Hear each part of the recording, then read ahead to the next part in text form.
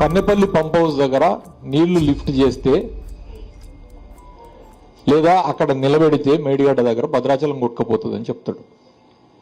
నేను మంత్రిగా ఉండి ఇదే ఒంటికన్నుతో నువ్వు అన్న నా లిమిటేషన్తోనే 25 లక్షల క్యూసెక్కుల నీళ్లు వచ్చినా కూడా ఒక్క ప్రాణం కూడా పోకుండా మేడిగడ్డ నుంచి భద్రాచలం దాటిన వరకు ధవళేశ్వరం వెళ్ళేదాని వరకు 25 లక్షల క్యూసెక్కుల నీరు కంటిన్యూస్గా మీరు చూశారు మిత్రులారు. నేను అక్కడే ఉన్నా 2022 సంవత్సరంలో.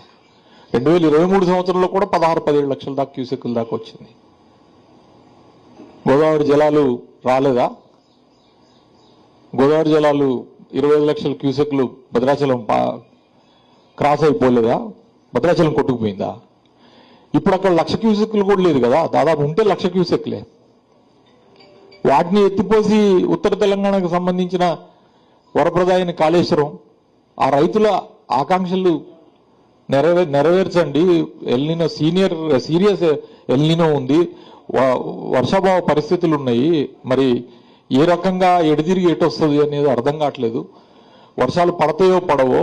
ఇప్పుడు వచ్చే నీళ్లు కూడా ఇంద్రావతి నుంచే వస్తాయి.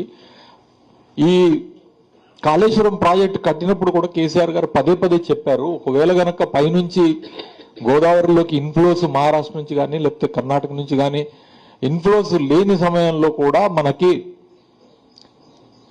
ఇంద్రావతి నుంచి మనకి ప్రాణహిత నుంచి మనకి కంటిన్యూస్గా ఫ్లోస్ ఉంటాయి. అవి ఎప్పుడూ కూడా అక్కడ ఆ ఛత్తీస్గఢ్ అడవుల నుంచి వచ్చే వాటరు దానికి 100% గ్యారంటీ ఉంటుందని చెప్పడం జరిగింది. అది ఇలా వాస్తవం. ఆ వచ్చే నీళ్లు కూడా పైనుంచి నాసిక్ త్రయంబకేశ్వరం నుంచి గోదావరి వచ్చేది అక్కడి నుంచి రావట్లేదు. గోదావరి ఇన్ఫ్లో ఇప్పుడు వచ్చే 1,00,000 క్యూసెక్లు మేడిగడ్డ దగ్గర వచ్చేది. ఆ వచ్చేది కూడా ఈ 2 ఉపనదుల్లో ఒక ఉపనది నుంచి ఎక్కువ వస్తూ ఉంది. దాన్ని ఎత్తిపోసుకొని మిడ్ మానేర్ నింపుకోవచ్చు, లేకపోతే ఎల్లంపల్లి నింపుకోవచ్చు, లేకపోతే ఇతరత్ర ఎస్ఆర్ఎస్పి పునరుజ్జీవన కార్యక్రమం అన్ని కూడా చేసి చూపించినాయి. ఇవన్నీ సరే, మీకు అహం అడ్డొచ్చో లేకపోతే ఇంకోటో కాళేశ్వరం పంపులా అని చేస్తే మళ్ళీ ఆ కాళేశ్వరం ప్రాజెక్టు గొప్పతనం మళ్ళీ మీరు ఒప్పుకోవాల్సి వస్తుందన్నో ఇవాళ అనేక అబద్ధాలు చెప్పి దాన్ని ఆ ప్రాజెక్టును పండబెడతా ఉన్నారు.